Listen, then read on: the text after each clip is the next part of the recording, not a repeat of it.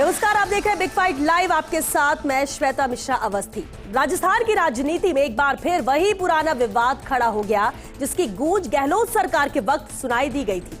Gehlot pilot के बीच में सियासी घटनाक्रम के बाद प्रदेश के सियासी गलियारों में गूंजे फोन टैपिंग का जिन फिर से बाहर आ गया है। प्रदेश कांग्रेस अध्यक्ष गोविंद सिंह डोटासरा ने भाजपा सरकार पर फोन टैपिंग के आरोप लगाए। उन्होंने दावा किया कि अब सत्ता के लोग खुद फोन उठाने से डरते हैं क्योंकि उन्हें डर है कि उनकी बातें दिल्ली में सुनी जा रही हैं। वहीं केंद्रीय मंत्री गजेंद्र सिंह शेखावत ने डोटासरा के बयान पर तीखा प्रहार किया। कहा कि टेलीफोन टैपिंग पूर्व की गहलोत सरकार में हुई है। तत्कालीन चीफ मिनिस्टर के ओएसडी ने खुद इसका खुलासा किया था। उस खुलासे के बाद शायद ही कांग्रेस के किसी नेता को इस तरह के लांछन लगाने का मोरल राइट नहीं रहा है। कांग्रेस नेता एक बार अपने गिरेबान में झांक कर देखें और पहले अपने ऊपर लगे आरोपों पर विचार करें। आज बात इसी खास मुद्दे पर। क्या हो रहा है? ये अदृश्य शक्ति काम कर रही है राजस्थान में।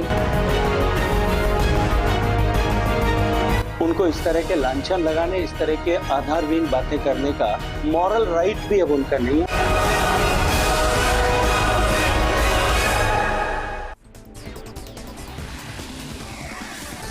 और चलिए इस खास मुद्दे पर चर्चा के लिए खास मेहमान हमारे साथ जुड़ चुके। सबसे पहले उनसे रूबरू करा देते हैं आपको। हमारे साथ चर्चा में मौजूद है शैलेंद्र गुर्जर जी, प्रवक्ता है बीजेपी से। बहुत स्वागत है शैलेंद्र जी आपका। आरसी चौधरी जी भी मौजूद है, पीसीसी महासचिव है। आरसी जी आपका भी बहुत स्वागत है। और साथ ही हमारे साथ राजनीतिक विश्लेषक मिथिलेश जैमनी जी भी है। मिथिलेश जी आपका भी बहुत स्वागत है। खास मुद्दा है और पिछले कार्यकाल में भी फोन टैपिंग का जिन निकला था और वक्त वक्त पर आ रहा था, एक दूसरे पर सवाल हो रहे थे, आरोप लग रहे थे। और शुरुआत आरसी जी आपसे ही करते हैं। कांग्रेस ये कह रही है कि बीजेपी सरकार में फोन टैपिंग हो रही है। अब जरा इसका आधार, कोई सबूत है? इतने कॉन्फिडेंस से गोविंद सिंह डोटासरा कैसे कह रहे हैं? और अगर वो साथ में ये भी कह रहे हैं कि मंत्री ही यहाँ के ये कह रहे हैं कि हर बात नहीं की जाती फोन पर क्योंकि ऊपर तक बात पहुंचती है, क्या कोई सबूत है इसका या फिर महज बयानबाजी जैसे पिछले कार्यकाल में चल रही थी? श्वेता जी, राजनीतिक परिप्रेक्ष्य में तमाम जो विधायक दल हैं वो तमाम आपस में बात करते हैं, संवाद करते हैं। मंत्रियों के पास में विपक्षी दल के भी विधायक आते हैं और जाते हैं और अपनी मजबूरियों का बखान करते हैं। क्योंकि राजस्थान की जो सरकार है, राजस्थान सरकार के जो 40 विधायक हैं, उप मुख्यमंत्री है और प्रदेश के अध्यक्ष हैं, वो आंदोलन कर छात्रों के बीच में जाके इस बात को आश्वासन देते हैं और कहते हैं कि आरएस की जो मुख्य परीक्षा है उसको स्थगित की जाएगी। ये मैं आपको भरोसा दिलाता हूं, ये भारतीय जनता पार्टी के प्रदेश अध्यक्ष कहते हैं। लेकिन कोई निर्णय नहीं होता। पेपर लीक को लेके हो, कोई बात का निर्णय नहीं होता। और ये निराधार आरोप नहीं, ये तो खुद सरकार के एक मंत्री ने बयान दिया और उन्होंने कहा कि मेरा फोन टेप हो रहा है, फोन पे बात ना की जाए। इसलिए इस सरकार में तमाम जो लोग हैं वो डरे हुए हैं, क्योंकि इस सरकार का जो मुखिया है वो विधायकों के द्वारा चुना हुआ विधायक दल का नेता नहीं है, वो पर्ची के द्वारा चुना गया है और राजस्थान को रिमोट के द्वारा दिल्ली में बैठ के चलाया जा रहा है। इसलिए हर व्यक्ति अपने पद पे बना रहे, उसकी सुरक्षा रहे, इसलिए भयग्रस्त है। राजस्थान की 8 करोड़ जनता के मुद्दों की बात करने वाला कोई भी व्यक्ति है नहीं। खुद मंत्री ये कहते हैं कि मैं मीडिया के माध्यम से मेरी बात मुख्यमंत्री जी तक पहुंचाना चाहता हूं, क्योंकि मुख्यमंत्री से फ्रिक्वेंटली मिलना, लगातार मिलना, सतत मिलना होता नहीं और फोन पे बात मुख्यमंत्री करते नहीं। इसलिए जो बातें सामने आई है खुद सरकार के मंत्री ने कही है और ऑफ द रिकॉर्ड जो दूसरे जनप्रतिनिधि मिलते हैं उन्होंने भी बात कही। मंत्री ने कही है, आप बताइए, अगर कोई मंत्री ने कहा सामने या फिर ये ऑफ द रिकॉर्ड है, नाम नहीं लेना है? किरोड़ी लाल मीणा जी ने सार्वजनिक पटल पे कहा था और किरोड़ी लाल मीणा जी ने जब ये कहा कि मेरा फोन टेप होता है, तब भारतीय जनता पार्टी के प्रदेश अध्यक्ष ने उन्हें सो कॉज नोटिस दिया और नोटिस दे के कहा कि आपको सार्वजनिक पटल पे ऐसी बातें नहीं कहनी चाहिए। आप और हम सबको पता है उस नोटिस का क्या हुआ और उसके बाद में क्या प्रतिक्रियाएं रही और किस प्रकार से किरोड़ी लाल मीणा जी, जो आंदोलन कर कोई भी वर्ग होता है उसके बीच में जाते हैं और जाने के बाद में वो मीडिया के माध्यम से ही मुख्यमंत्री तक अपनी बात पहुंचाने की बात कहते हैं। और दूसरे भी, चाहे कोई दूसरा मंत्री हो, उन्होंने भी कहा कि हमारे तो यहाँ फैसला पर्ची से होता है। आप जानते हैं कि कौन वो मंत्री था? अविनाश गहलोत ने इस बात का जिक्र किया है। इसलिए जहां पर्ची से फैसला होता है, दिल्ली से पर्ची आती है, इसलिए लोकतंत्र की हत्या है और यहां पे अधिनायकवाद के द्वारा राजस्थान की सरकार को चलाया जा रहा है। लेकिन मैं आपसे लो उससे पहले, क्योंकि हमारे साथ बीजेपी को लेकर ही आरोप आप लगा रहे हैं, सरकार बीजेपी के शैलेंद्र गुर्जर जी हमारे साथ है। शैलेंद्र जी, ये आरोप लगाए जा रहे हैं, मंत्रियों का नाम लिया जा रहा है और कहते हैं खुद मंत्री ये सार्वजनिक तौर पर ये कहते हैं कि हमारे फोन टैपिंग।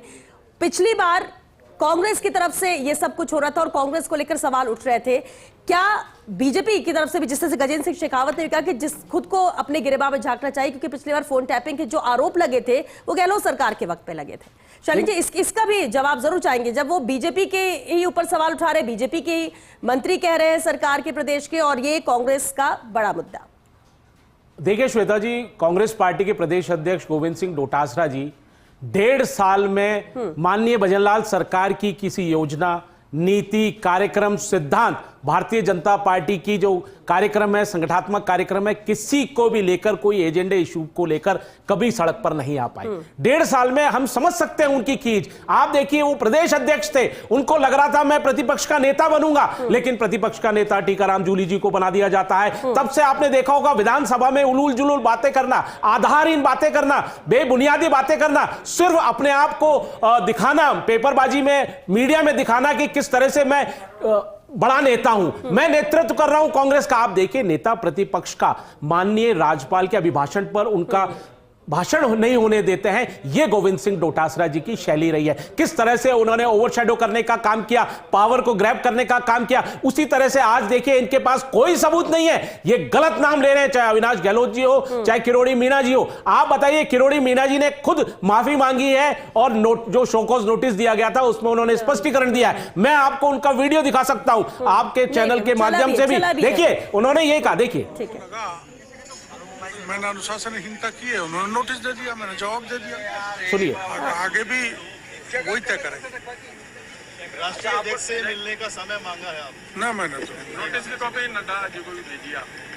मैं वो तो प्रदेश अध्यक्ष ही भेजेंगे, प्रदेश अध्यक्ष जी को ही मैंने कल जवाब दे दिया। ठीक है, सुनिए जो मेन का ये 7 घंटे तक खड़े रहकर उन्होंने हंगामा किया। अब वो तो कांग्रेस वालों से पूछो हंगामा क्यों किया। क्या आप नाराज हो क्या? बार-बार ये सवाल आ रहा है कि फोन टेपिंग के आपने तथ्य भी दिया, आपने लेटर में कहा है कि आपके पास इनपुट था कि आपका फोन टेप हो रहा है। नहीं, ऐसी बात मैंने नहीं कही। देखिए, जो खुद किरोड़ी लाल जी कह रहे हैं मैंने ऐसी बात नहीं कही। और मैं बता देना चाहता हूं, आप बताइए फोन टेपिंग में किसके समय में हुई? मैं गोविंद सिंह डोटासरा जी की गद्दी हिल रही है, वो कमजोर महसूस करने लगे। अब उनको लगा पूर्व मुख्यमंत्री अशोक गहलोत जी कमजोर हैं, इन्होंने आक्रमण कर दिया, कहीं मेरी सीट खराब नहीं हो जाए, मैं जो कांग्रेस का अध्यक्ष हूं उस सीट से मेरे को हटा नहीं दिया जाए। उसी तरह से उन्होंने आज अपने ही मुख्यमंत्री अशोक गहलोत जी को उन्होंने कटघरे में खड़े करने का काम किया है। फोन टैपिंग पूरी राजस्थान की जनता जानती है, भारत की जनता जानती है कि अशोक गहलोत जी ने कराई। 19 विधायकों के फोन टेप हुए, जिसका सबूत उनके ओएसडी लोकेश शर्मा ने सार्वजनिक किया। आप देखिए, शपथ बयान दिए गए, पेन ड्राइव दिखाई गई।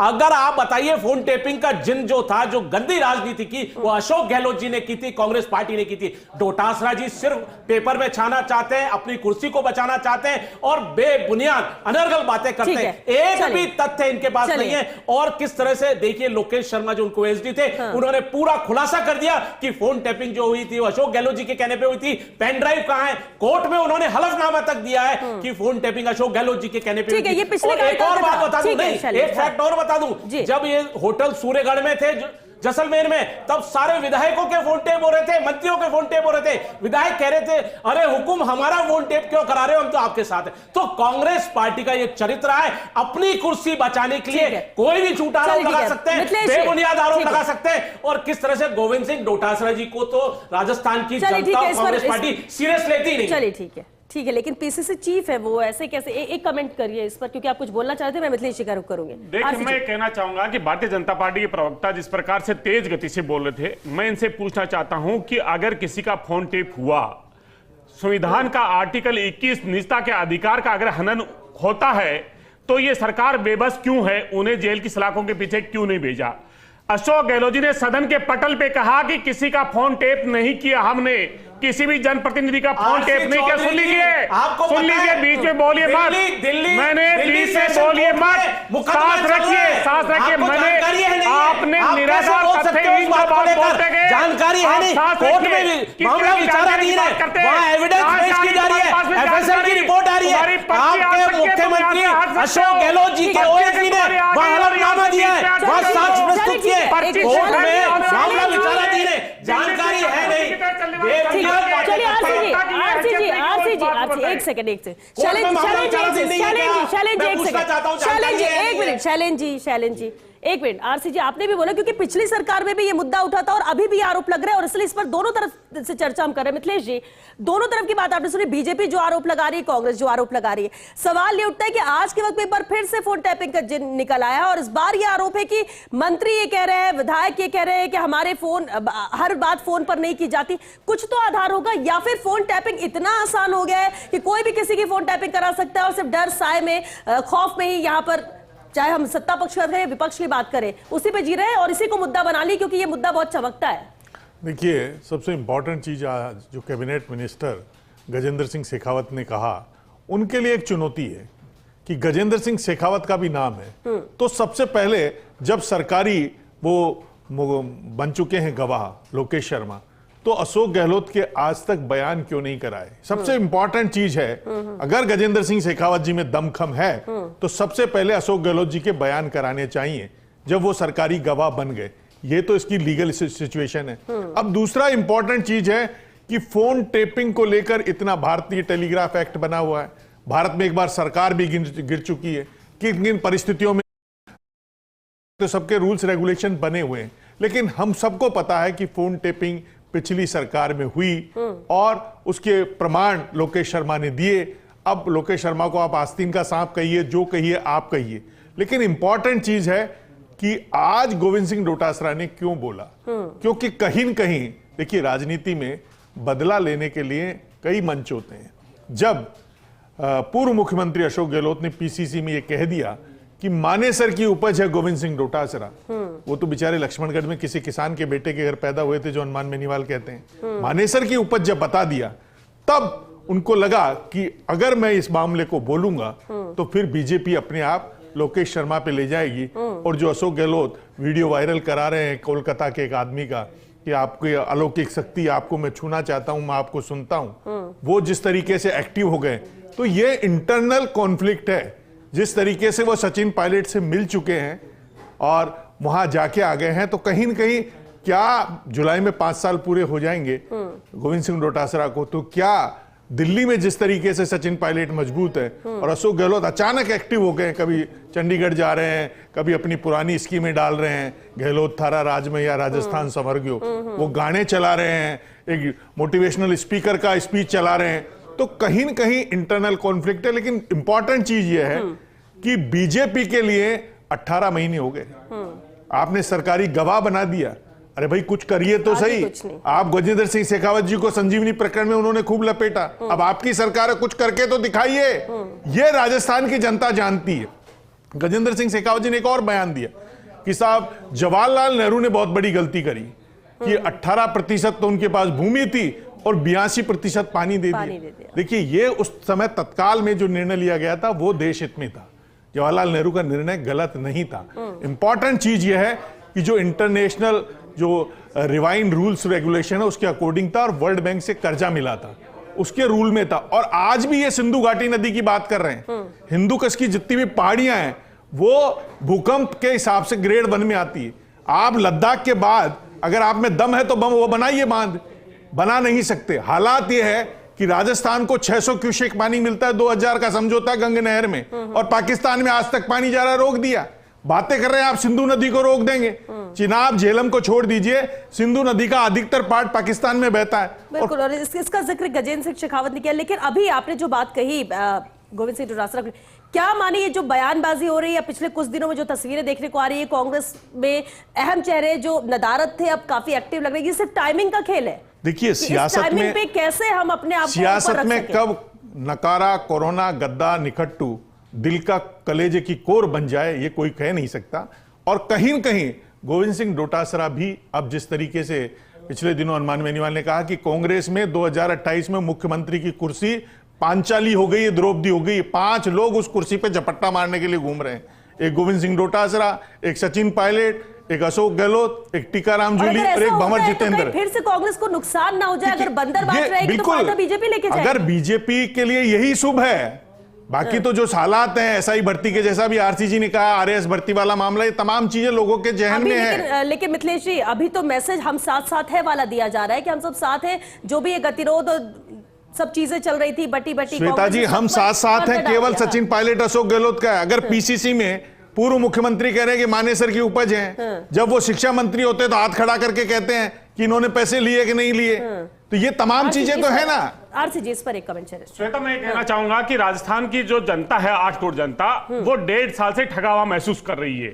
जो भारतीय जनता पार्टी ने जनता की अदालत में वादे करके आए थे, उन वादों पे सरकार की चुप्पी है। हाई कोर्ट ये कह रहा है कि एसआई भर्ती पे आपका निर्णय क्या है, सरकार नहीं दे पा रही है। कमेटी ये कह रही है कि मुख्यमंत्री जी बाहर थे इसलिए हम निर्णय नहीं कर पाए। चाहे सब कमेटी हो कैबिनेट की, चाहे एसओजी हो, चाहे पुलिस एडीजी हो, चाहे इनका अधिवक्ता हो, एजी हो, सब कहने के बाद में निर्णय नहीं होता। प्रदेश अध्यक्ष कहने के बाद में निर्णय नहीं होता।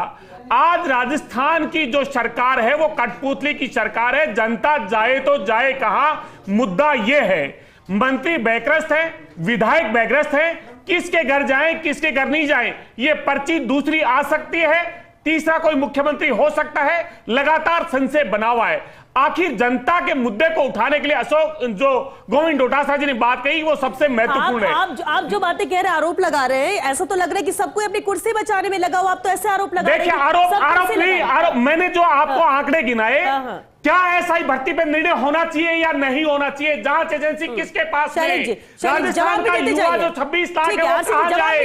आरएस भर्ती को लेकर प्रदेश का अध्यक्ष कह देता है फिर निर्णय पूरा नहीं होता। सरकार को भाजपा चला रही है या कोई और सवाल करके उठा रहे हैं कि सरकार इसका जवाब दे। ये मुद्दे हैं राजस्थान के। एक सेकंड शैलेंद्र जी, देखिए, सबसे पहले तो मैं क्लियर कर दूं, माननीय प्रदेश अध्यक्ष मदन राठौड़ जी ने कभी ये नहीं कहा कि आरएस भर्ती परीक्षा खिसकनी चाहिए। उन्होंने कहा मैं आप युवाओं की बात को उचित फोरम पे रख दूंगा, निर्णय लेना आरपीएससी का काम है, आरपीएससी एक ऑटोनॉमस। ऐसा बिल्कुल नहीं। अरे सुनिए, अरे आपको तो अधिकार ही नहीं है बोलने का।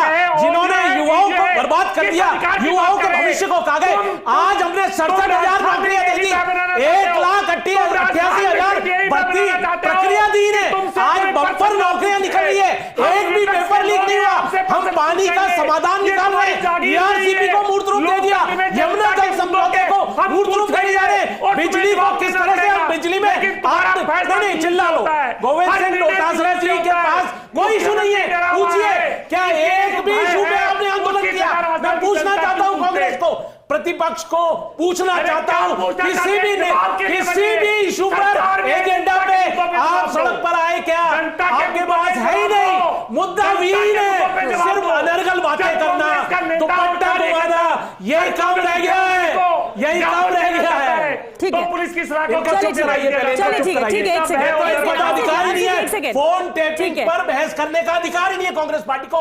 किस तरह से राजस्थान की जनता ने भुगता है, किस तरह से फोन टेपिंग कराई गई, और 5 साल राजस्थान का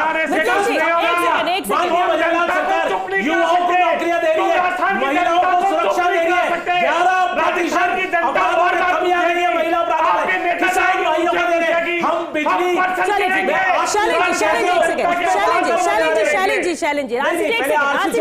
नहीं, वो भी शांत, एक सेकंड। गोविंद सिंह डोटासरा जी को लग रहा है कुर्सी जा रही है। अब जब आरसीसी चुप होते हैं आप सर बोलने लगे कि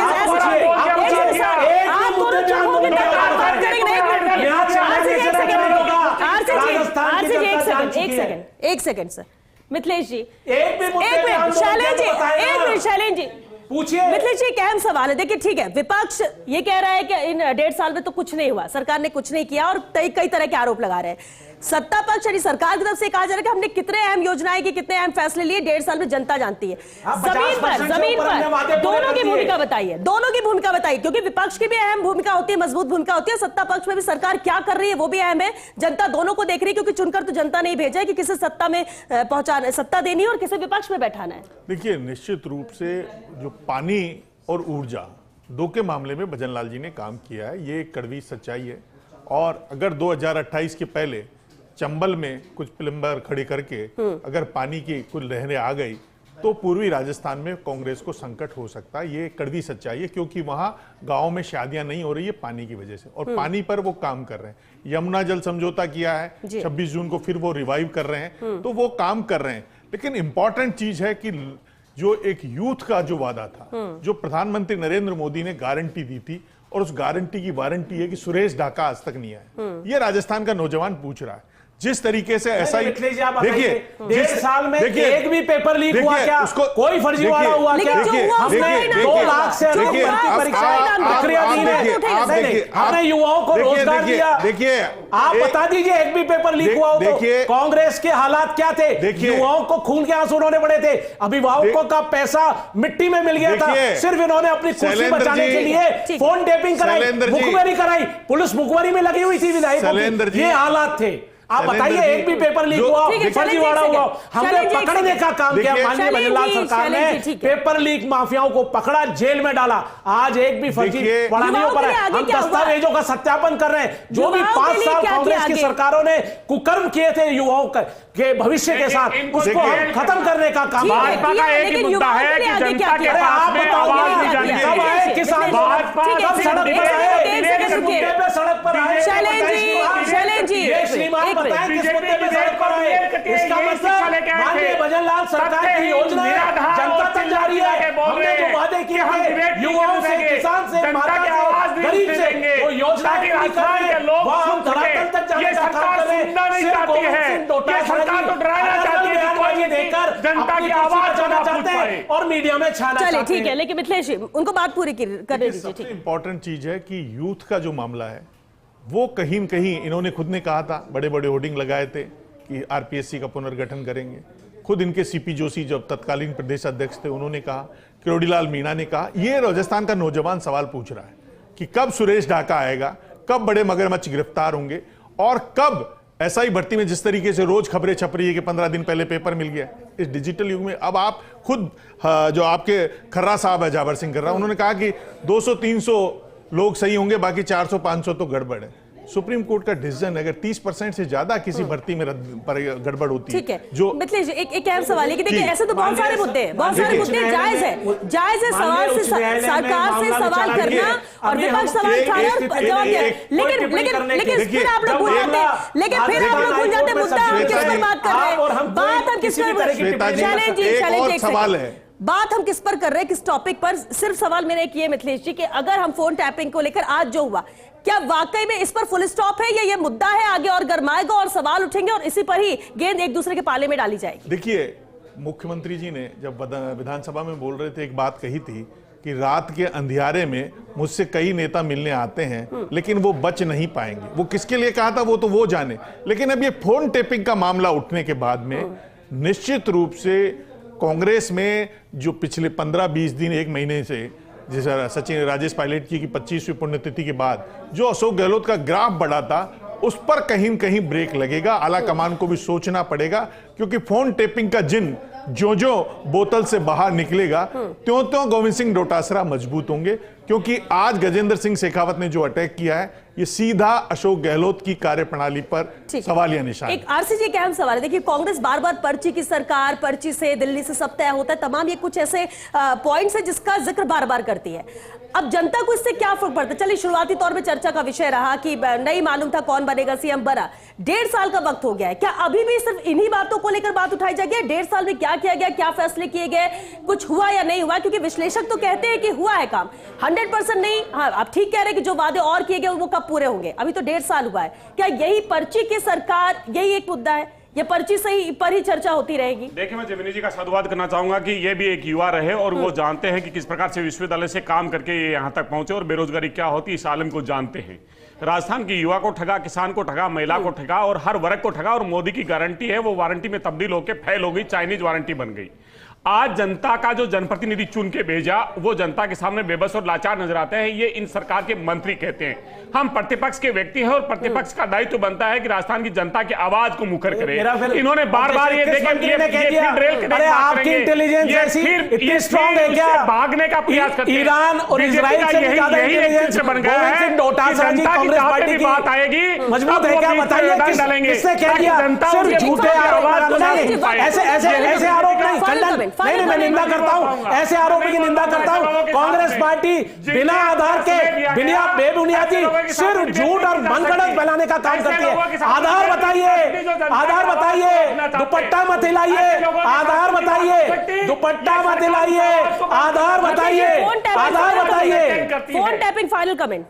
आज के जो इस तरह से एक दूसरे पर आरोप प्रत्यारोप का सिलसिला जारी रहा। फोन टेपिंग से एक और बेनिफिट होगा मुख्यमंत्री भजनलाल जी को कि कांग्रेस अब आपस में अंदरूनी लड़ाई शुरू होगी, और अब पर्ची वाला वार अगर ये करेंगे तो बीजेपी भी ये कहेगी कि अशोक गहलोत जी तीनों बार बने, कौन सा जनमत था, कौन सा उनके विधायक थे, किसके कंधों पर जीत कर आए, कभी सचिन पायलट, कभी सीपी जोशी, कभी परशुराम मदेरना, तो ये मुद्दा उठेगा। तो कुल मिलाकर ये जो फोन टेपिंग का मुद्दा जो जो गोविंद सिंह डोटासरा जी ने उठाया, ये कुल मिलाकर तमाम मुद्दों को गौण कर देगा, और इससे भजनलाल जी को बेनिफिट होगा, क्योंकि कांग्रेस में इंटरनल कॉन्फ्लिक्ट का जो ग्राफ है वो बहुत तेजी से बढ़ेगा। चलिए, क्योंकि वक्त खत्म हो चुका। बहुत शुक्रिया आप सभी का इस चर्चा में शामिल होने के लिए। देखिए, फोन टैपिंग का जिन एक बार फिर से बाहर आ गया है। पिछली सरकार में हुआ, किस तरह से मुद्दा रहा, किस तरह से कोर्ट तक मामला जाता है, किस तरह से सुनवाई का दौर चलता है, पूछताछ का दौर चलता है, और उसके बाद चैप्टर क्लोज हो जाता है, क्योंकि इसके बाद नई सरकार आ जाती है और उसके काम, उनकी योजनाएं, उन चीजों को लेकर मुद्दा। लेकिन एक बार फिर से अब सवाल टाइमिंग को लेकर है कि आखिर गोविंद सिंह डोटासरा ने यह मुद्दा क्यों उठाया। क्या वाकई में बीजेपी कांग्रेस आपस में एक दूसरे को घेरने की कोशिश कर रही है, कांग्रेस के अंदर क्या कुछ चल रहा है, उसकी वजह से आज ये मुद्दा उठा है और इस पर चर्चा हो रही है। और क्या इस पर विराम 1-2 दिन में लगता है, या फिर इस मुद्दे को और बड़ा किया जाएगा, ये भी देखने वाली बात है। और सबसे अहम सवाल कि आखिर इससे किसे फायदा होने वाला है और किसे नुकसान, भविष्य के मद्देनजर बेहद अहम सवाल। चलिए, इसी के साथ बिग फाइट लाइव में आज के लिए बस इतना ही। नमस्कार।